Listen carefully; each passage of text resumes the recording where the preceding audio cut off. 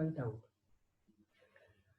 La idea de explicar hasta acá esto que vimos de ondas electromagnéticas era un poquito jugar o para que nos quede bien entendido el tema de los parámetros estos. ¿Está bien? Que cuando hable uno de una determinada onda electromagnética que tenga una mayor frecuencia que otra, diga, bueno, tiene mayor energía, mayor poder de penetración, menor longitud de onda, ¿sí? El periodo y la longitud de onda, bueno, todo lo que vimos acá, ¿está bien?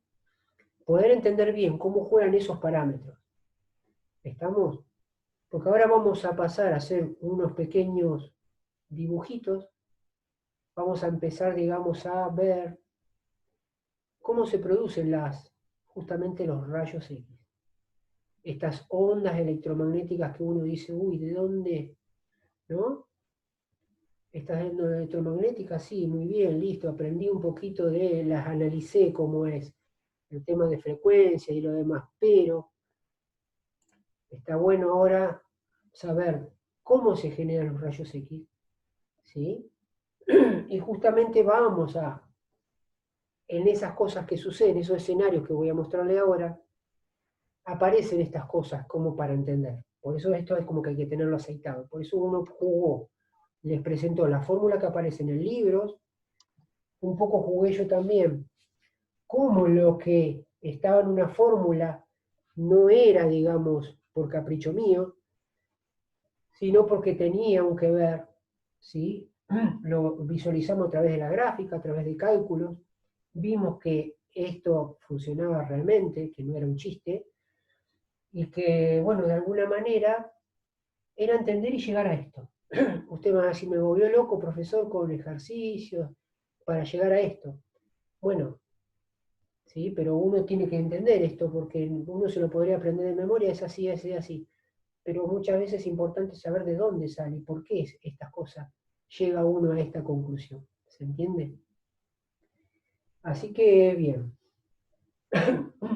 Ya entendimos más o menos, vimos las formulitas por ahí. Y ahora vamos a ver, porque vamos a tener que ver varias cositas, ¿está bien? Pero vamos tranquilos. Ahora lo que vamos a ver diferentes escenarios. Vamos a ver cómo se generan los rayos X, cómo se generan. Vamos a tener que aprender un par de cositas aledañas ahí para darle un contexto. Y después vamos a tener que hacer eso por un lado. Y posterior a eso vamos a tener que meternos un poquito con el tema de electricidad, ¿sí?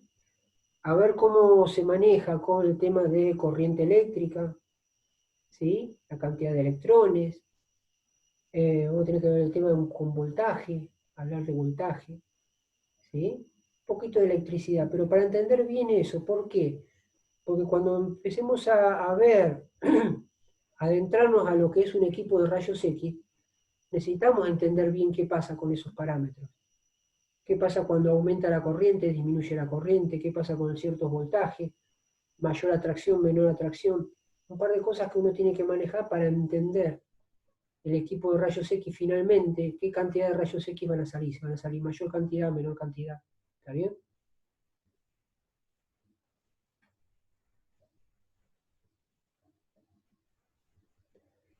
No, estoy primero turno noche. ¿Está bien? La compañera me pregunta si estoy con los otros primero. No, estoy con el primero turno noche. ¿Está bien? Únicamente. Es mi banda de horario, digamos. Tipo murciélago, digamos, de noche. Así que, bueno, vamos a ver. Prometo hacerme un poquito de tiempo, espero poder tener, digamos, esto que lo resumí, se los voy a tratar de mandar en un material para que les quede, más allá de que, más allá de que por ahí, bueno, uno en el video ya lo pueda visualizar esto, ¿no? Pero por ahí un poquito más prolijo que por ahí uno lo puede visualizar un poquito mejor. ¿Estamos? Vamos a borrar esto. Vamos a borrar esto.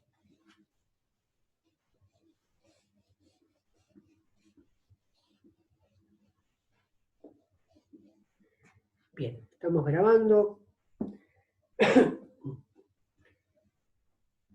Una cosita que vamos a ver y que ya la vimos en un momento por ahí. ¿Está bien? En el primer contexto, habíamos dicho al principio de cuando arrancamos radiofísica, habíamos dicho que el átomo, ¿sí?, se encontraba por una parte central que nosotros denominábamos núcleo, ¿sí?, que denominamos núcleo, y que dentro del núcleo albergaban dos tipos de partículas, los protones y los neutrones. Dentro del núcleo estaban los protones que poseían carga eléctrica positiva. ¿Está bien? Vamos a poner acá, positivo. ¿Y qué más había? Estaban los neutrones. Los neutrones, vamos a ponerle acá una N, entre comillas, que la carga es neutra. ¿Está bien? Ni positiva ni negativa, es neutra. Eso todo ocurría en el núcleo. Y pero que, según el átomo que analizáramos de diferente material, cada tipo de átomo estaba compuesto por cierta cantidad de órbitas, con cierta cantidad de otras partículas que nosotros denominamos electrones. Entonces, a nuestra manera de simbología, ¿cómo simbolizamos un átomo? Con algo central, un núcleo, y un círculo en el costado que representa la cantidad de órbitas según el elemento químico que se analice. Esto es una órbita donde albergan electrones de carga eléctrica negativa. Carga eléctrica negativa. Y estaban los electrones acá, podemos dibujar electrones. ¿Está bien? Eso por un lado. Ahora, yo lo que le había dicho al principio, cuando arrancamos radiofísica, de que estos electrones giraban a una gran velocidad. ¿Está bien? Giraban a una gran velocidad en esa órbita. Y se nos llegó a presentar a nosotros la duda de decir, bueno, pero si yo recuerdo en mis tiempos de juveniles, uno agarraba una piedra y la ataba en un hilito, y si empezaba a girar, por ahí llegaba un momento que esa piedra se cortaba el hilo y se desprendía. Entonces uno podía llegar a pensar y decir, acá si el electrón gira a gran velocidad, ¿por qué no sucede lo mismo? ¿Por qué no sale desprendido? ¿Está bien? Es nuestra primera duda. Y lo que yo les explicaba que, si bien hay una fuerza, imagínense que giren para allá, hay como una fuerza, que esta sería la fuerza centrífuga, ¿sí?, que es esa fuerza que hace de tender a salir desprendido de esa órbita, como un auto que va doblando a alta velocidad la curva, muchas veces como que quiere tener línea tangencial, ¿está bien? Hay una fuerza que hace que quiera salirse de ese recorrido que está realizando el electrón. Pero que eso no ocurría, ¿por qué? Porque había una fuerza de igual magnitud que ¿quién lo hacía? Lo hacían los protones que estaban en el núcleo. ¿Está bien? Hay un poder de atracción. ¿Por qué hay este poder de atracción? Porque el electrón tiene carga eléctrica negativa y los protones que albergan en el núcleo tienen carga eléctrica positiva. Entonces, como tienen diferente carga, habíamos dicho que eléctricamente cargas de diferentes signos se atraen. Cargas de igual signo se repelen. ¿Está bien? Entonces el electrón, como tiene diferente carga eléctrica que el protón, hay un poder de atracción. Y que habíamos dicho que esta fuerza de atracción era igual a la fuerza centrífuga y por eso, de alguna manera, el electrón giraba a gran velocidad y se mantenía en esa órbita. ¿Está bien? El tema es el siguiente, que lo vamos a ver después, por sectores. Ahora, imaginemos que por alguna razón, este es un átomo de un determinado elemento químico, y por alguna razón hay una existencia de temperatura. ¿Está bien? Si hay un aumento de temperatura, ¿está bien? Si por alguna razón hay aumento de temperatura, ¿qué pasa con este electrón? Imagínense que va a una cierta velocidad. ¿Está bien? Si este átomo que pertenece, al igual que una cierta cantidad, forman un determinado compuesto, ¿está bien? y se eleva a una gran temperatura, estos electrones de las últimas órbitas, las más externas, si bien todos van a girar a gran velocidad, pero el que está más alejado es el que va a sufrir lo que les voy a decir ahora, porque al estar más alejado, si bien tiene una fuerza, no es lo mismo ejercer una fuerza a los electrones que se encuentran más extremos que a los electrones que tienen más cerca el núcleo. Obviamente que los que tienen más cerca el núcleo va a tener mayor poder de atracción, los va a tener más agarrados. ¿Se entiende? Y este es otro concepto importante que después vamos a ver y que va a ser muy importante eso. Los electrones más cercanos al núcleo los va a tener más agarrados que los que están más lejos. Eso por un lado. Ahora, ¿qué pasa con esos electrones en las últimas órbitas que están girando a gran velocidad? Va a llegar un momento que van a girar a mayor velocidad por la temperatura, a mayor velocidad que con la que venía, y va a llegar un momento que esta fuerza centrífuga es mayor a la fuerza esta de atracción que le hacen los protones. Entonces va a llegar un momento, ¿sí?, que va a girar a tan velocidad el electrón que va a llegar un momento en que sale de la órbita y sale desprendido. ¿Está bien? Si llega a suceder eso, después vamos a ver cómo se puede generar esa temperatura. Por eso, vamos por partes. ¿Está bien? Pero le decimos que si existe, decimos, a un átomo, por alguna razón, hay una elevación de temperatura,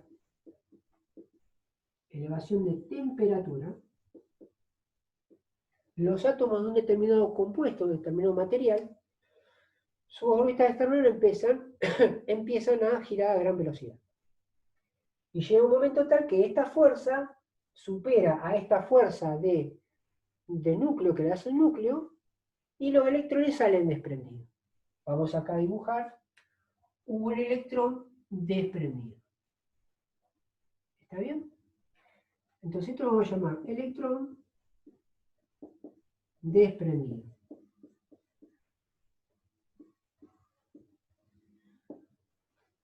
¿Estamos bien hasta acá? Es un electrón que se desprende. ¿Está bien? Obviamente me va a decir, ¿es uno solo? No, puede haber más, pero nosotros lo simbolizamos como que uno. ¿Estamos? Sale un electrón desprendido. Bien. Este electrón, ¿sí?, más adelante, cuando veamos equipos de rayos X, se va a llamar electrón proyectil, porque va a pasar algo, va a haber un poder de atracción, entonces va a ir a una determinada velocidad en el espacio y se transforma en un electrón proyectil que va a chocar contra un material y va a suceder otra cosa. ¿Está bien? Entonces, este electrón que sale desprendido, pasa una cosa, al átomo que pierde un electrón, a ese electrón y a este átomo que quedó con un electrón menos, se va a llamar par iónico. ¿Está bien? Entonces, vamos a poner por acá, par iónico. Par iónico. Vamos a poner acá a dibujar el átomo. Un átomo más electrón desprendido. Lo vamos a simbolizar así, electrón desprendido. ¿Estamos? Entonces, el átomo que perdió el electrón más el electrón, o sea que pasa a ser un electrón desprendido, ese electrón más ese átomo que quedó con un electrón menos, se va a llamar par iónico. ¿Está bien? ¿Esto por qué va a ser importante? Porque en algún momento cuando tengamos que mostrar una determinada unidad de radiación que va a ser el Röntgen más adelante, el Röntgen va a equivaler a tanta cantidad de desprendimientos de pares iónicos, ¿sí?, a su paso. Entonces es importante para que el alumno se imagine de qué está hablando el profesor cuando habla que un Röntgen equivale a, ¿sí?, tantos pares iónicos, está hablando de eso, que a su paso está pasando algo con los átomos que está interaccionando, está haciendo desprender un electrón de su última órbita. ¿Sí? ¿Se entiende? Por eso es importante esto de par iónico, para que lo que avancemos después con ciertas, digamos, cosas específicas se entienda esto. ¿Está bien? Ahora después vamos a ver, más atrás vamos a ver qué es lo que sucede y cómo se puede dar esto, que un átomo pueda elevar la temperatura y que pueda perder un electrón. ¿Estamos? Eso lo vamos a ver después. Ahora vamos a parar en el medio. Vamos a suponer que si hay una elevación de temperatura, sucede esto. Pierde electrones. Entonces, al átomo que perdió un electrón más ese electrón desprendido, yo lo voy a denominar par iónico. ¿Estamos? Esta es la primera etapa que yo les quería compartir con ustedes. Estamos en esa situación. ¿Está bien? Ahora vamos a pasar a otro escenario. ¿Está bien? Ahora, ¿qué nos quedamos con todo esto para la siguiente pantalla, por decirlo así? Con el electrón desprendido. Imaginemos que este electrón sale desprendido y va a una determinada velocidad, ¿sí? En el espacio. Se fue. Ahora vamos a generar otra pantalla donde va a aparecer ese electrón que se fue y vamos a ver qué es lo que hace. Analizarlo, qué es lo que va a hacer. ¿Está bien? Entonces, esto que nosotros habíamos visto en la primera clase de radiofísica, ¿sí? Lo trajimos de vuelta acá, un poco como para refrescar la mente, y otro poquito para hacerle entender esto, el par iónico. Es muy importante esto. ¿Estamos? Bien. Siguiente escena, esto nos olvidamos y solamente vamos a analizar el electrón que va a una determinada velocidad y vamos a ver qué le ponemos a su paso y qué va a suceder. ¿Estamos? Borramos esto.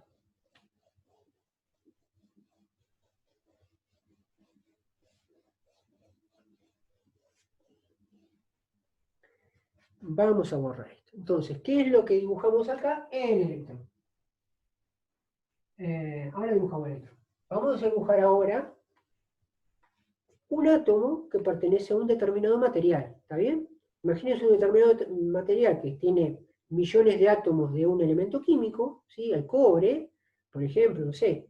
Un ejemplo, cualquier material que esté compuesto por millones de átomos, donde nosotros vamos a analizar un solo átomo. Nada más, un solo átomo, ¿sí? De determinado material. Entonces vamos a dibujar un átomo. Pero acá sí vamos a tener que dibujar el núcleo, ¿sí?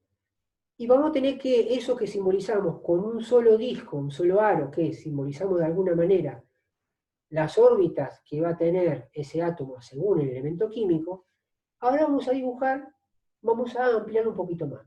En vez de poner un solo aro, vamos a suponer que tiene varios aros donde hay varias cantidades de electrones. ¿Está bien? Entonces, vamos a hacer. Este va a ser nuestro núcleo. Este va a ser nuestra primera órbita. Hay una segunda órbita. Dibujemos tres órbitas, ¿está bien? Profe, los elementos químicos. Bueno, hay determinados elementos químicos que pueden tener tres órbitas. Hay otros que tienen más, que tienen hasta 7 órbitas, ¿sí? 7, 8 órbitas, ¿sí? Donde va a haber cierta cantidad de electrones. Y de ahí se deduce la tabla de periódica, ¿sí? Con los diferentes elementos. Vamos a dibujar por acá electrones, obviamente. Acá está el núcleo. Está bien, está presente ahí. Pero vamos a dibujar lo que nos interesa a nosotros. Acá vamos a poner.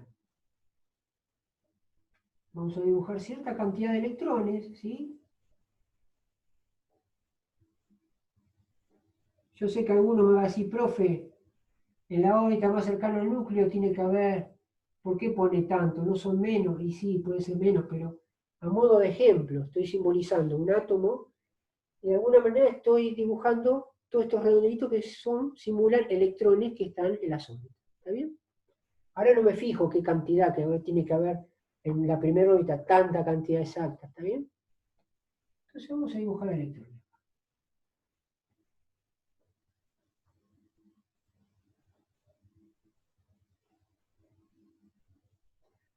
¿Estamos? Esos redondelitos rojos son electrones. Ahora bien, vamos a dibujar aquí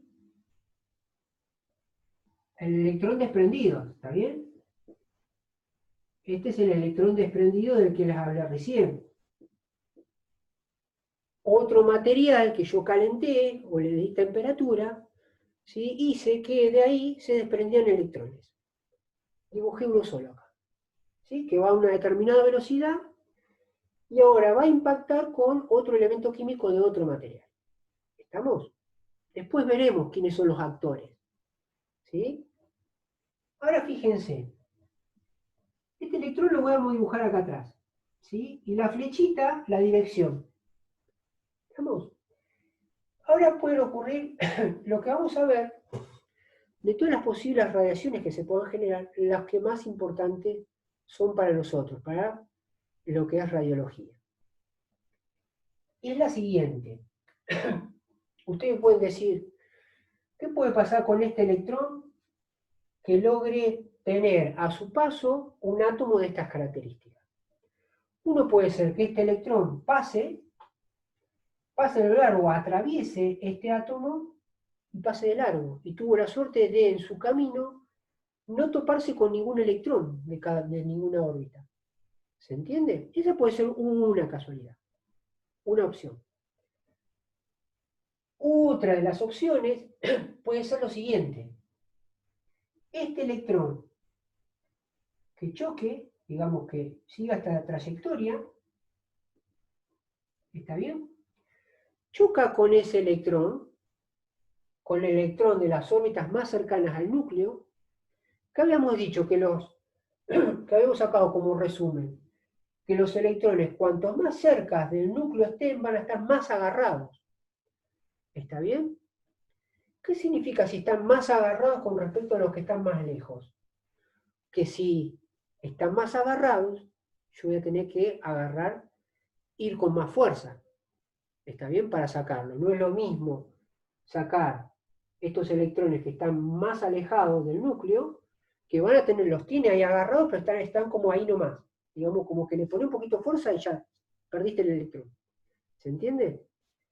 Y los electrones que más están más cerca al núcleo, les va a costar más. O sea que si este electrón, dependiendo de la velocidad con que venga, va a poder chocar y quizás no lo saque. Quizás lo chocó, choca ahí, este electrón sigue la órbita, este electrón que chocó sale, diferente de elección, debido al choque va a ir como a menor velocidad y sigue su camino. ¿Está bien? Pero puede darse la opción, que es la que a nosotros nos interesa, que este electrón venga con tanta velocidad, o sea, tanta energía, fíjense lo que estoy diciendo, que venga con tanta velocidad, o sea, que tenga con tanta energía, ya estamos hablando cositas de las que vemos por ahí, ¿sí? Que logre chocar con el electrón, uno de los electrones más cerca de las órbitas más cercanas al núcleo, y lo saque, vamos a hacer esto ahí, y lo saque, entonces vamos a hacer como que el choque produce que este electrón salga de esa órbita, lo vamos a dibujar acá, ponemos el círculo rojo acá. O sea que este electrón que estaba acá, lo vamos a poner como un circulito vacío, así en grande. Ese electrón que estaba acá, debido al choque, obvio, este electrón también salió, vamos a imaginar que también salió, cambia su trayectoria debido al choque. Lo ponemos acá en el circulito negro. ¿Está bien? Y el electrón que estaba en esta órbita ya salió, lo ponemos como que esto marca otra trayectoria que sigue otro camino con una determinada velocidad, y lo ponemos acá como un puntito rojo, para que se entienda de qué electrón estamos hablando. ¿Está bien? Entonces, ¿qué pasa acá? Acá queda un hueco. ¿Está bien? Y lo que sucede con los átomos es que mientras no los jodas, está todo bien. Pero si vos de alguna manera lo estás molestando de esta manera y haces que un electrón cercano a su núcleo lo saques, es como que se destabiliza. Nosotros habíamos dicho que en los elementos de la tabla periódica, ¿sí? Que estaban así, quietos y tranquilos. Mientras nadie los joda, están estables los señores. Pero si pasa algo en el camino, obviamente se inestabilizan y algo tienen que hacer ellos mismos por cuenta propia para estabilizarse. ¿Está bien? Entonces, en este escenario, lo que va a suceder es que este señor de acá, este átomo, al perder un electrón cercano del núcleo, va a quedar desestabilizado. ¿Está bien? Y por cuenta propia, es como cuando uno se cae, se vuelve a levantar para estabilizarse. Bueno, a este le pasa algo parecido. Pierde un electrón y va a querer de alguna manera estabilizarse. ¿Qué es lo que sucede en este caso? Electrones que están en capas más externas, van a salir de su órbita y van a querer ocupar ese espacio vacío que quedó. Digamos, imaginemos que este electrón que pasaba por ahí, una vez que perdió este electrón acá, estaba este en este espacio. ¿Qué es lo que va a querer hacer este electrón que se encuentra en una órbita más externa, más alejada del núcleo? Ocupar este espacio que quedó acá vacío. ¿Estamos? Ocupar ese espacio que está vacío. Claro, ¿está bien? Van a querer ocuparse el lugar. En esa transición, porque obviamente me va a decir profesor, el que por ahí está un poco más avanzado en el tema va a decir profesor, es más, aunque usted lo cuenta como un cuentito, y yo se los tengo que bajar como un cuentito, digamos, que en realidad es así. Ahora, hay datos más específicos, niveles de energía, cuando se habla de otras cosas, digamos, a otro elevado nivel, que por ahí obviamente a ustedes se los tengo que bajar a otro entendimiento, ¿me entienden? Pero lo que sucede es esto, es verdad, no es mentira. No es que porque lo cuente como un cuentito sea, digamos, no sea verídico, no sea realidad. Entonces, en ese procedimiento en que electrones de capas más externas van a querer ocupar ese lugar que quedó vacío, en esa transición, acá va a aparecer una onda electromagnética, ¿sí? Que va a ser un rayo X. Acá, en esa transición, ¿qué es lo que aparece? Aparece una onda electromagnética, que lo simbolizamos así, con una flechita. Esta flechita que marca la dirección hacia donde se desplaza la onda electromagnética, ¿está bien? Entonces, ya sabemos, allá aprendimos una manera de cómo aparece o cómo se origina el tema de la radiación, un rayo X, por ejemplo. ¿Está bien? Cuando hablamos de radiación, ¿cómo se origina? Bueno, se origina esto. Esto es producido ¿por qué? Por un electrón proyectil o un electrón que viene a una determinada velocidad, que después hablaremos de cómo pueden aparecer o originarse esos electrones libres que vienen a una determinada velocidad, pero lo que sucede, una de las posibilidades que puede parecer, es que que como los electrones más cercanos al núcleo están muy agarrados, se necesita mucha energía para poder sacarlos de su órbita. ¿Está bien? Si este electrón viene a una elevada velocidad, viene a una gran velocidad, es lo mismo cuando yo le decía, ¿se acuerdan? Que si voy yo caminando así y me trato de meter una libustrina y puede ser que entre a 50 centímetros, pero si yo vengo corriendo y choco con la libustrina y por ahí me adentro, digamos, como 1,5 metros, ¿sí? Tengo mayor poder de penetración, ¿sí? Y si yo tengo con una cierta velocidad, estoy hablando de gran velocidad, gran energía, fíjense cómo estoy manejando estos conceptos que por ahí estuvimos viendo tiempito atrás con el tema de ondas electromagnéticas, frecuencia, longitud de onda. ¿Estamos? Imaginemos que este viene con tanta velocidad, con tanta energía, que logra chocar con un electrón de las órbitas más cercanas y lo logra expulsar. Entonces, obviamente, queda desestabilizado este átomo. Para estabilizarse, electrones de órbitas más externas van a querer salir de su órbita y querer ocupar este lugar que quedó vacío. En ese procedimiento de algún electrón de querer salir de su órbita para ocupar una órbita más cercana al núcleo, ¿sí? Y poder cubrir ese espacio que quedó vacío, en ese momento se origina una onda electromagnética ¿sí? De la índole de la forma de un rayo X. ¿Está bien? Y va a decir, profesor, esta es una forma, ¿está bien? Una onda electromagnética que la dibujo acá aparte, porque acá como que el dibujo se me están mezclando las cosas, y que tiene una liñita que esta es importante, esta flechita, porque marca hacia dónde se desplaza la onda electromagnética. ¿Está bien? Imaginemos que se vaya para allá. ¿Está bien? ¿Se entiende? Entonces, eso es una forma. Las dos opciones que vamos a explicar, esta es una, ahora vamos a pasar a otra. Otro escenario de lo que puede ocurrir. ¿Está bien? Ustedes me pueden decir, profesor, pero acá puede ser, digamos, no sé, por ahí puede ser la segunda. ¿Por qué tiene que ser esta que está más cercana al núcleo? Puede ser esta. Sí, puede ser esa, también puede ocurrir. Una órbita más alejada necesita menor energía para sacar ese electrón porque está más alejado del núcleo. Y por ahí este electrón de acá va a ocupar ese espacio. Y también se va a originar un rayo X, una onda electromagnética de la que nosotros nos importa estudiar. Pero el tema es, ¿qué energía va a tener esa radiación? Esta que se origina acá, que este electrón quiera albergar ese espacio vacío, que esta que les mostré acá. Es que si yo logré sacar de alguna manera electrones más cercanos al núcleo, tuve que emplear una gran energía para sacarlo, la onda electromagnética o el rayo X que se me genere o se me origine va a tener una gran energía también.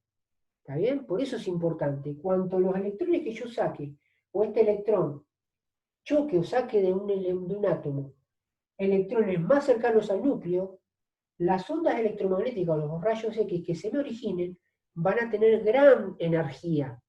¿Está bien? Que eso es importante. Después veremos qué pasa con los que pueden ser los que tienen menor energía, que a nosotros nos van a complicar para el tema de las placas radiográficas. ¿Está bien? Porque a nosotros nos interesan los que tengan buena energía para poder sacar una buena placa radiográfica. Se los adelanto como para que uno imagine, va a decir, este profesor está loco, ¿está bien? Porque me está enseñando una manera, pero yo puedo plantearme esto que les dije acá, que hay electrones de otra órbita que también pueden ser chocados y sacados del sistema, y que otro electrón de otra órbita más alejada puede ocupar ese lugar y también me originaría un rayo X. Sí, también me lo va a originar. Pero digo, ese rayo X, ¿sí? Esa onda electromagnética que se me originó, seguramente va a tener menor energía que estas de las que le hablo yo. ¿Está bien? Por eso las que más interesa son aquellas ondas electromagnéticas que logran sacar o logran originarse a raíz de un hueco que se produjo cercano al núcleo de un determinado átomo. ¿Está bien, chicos?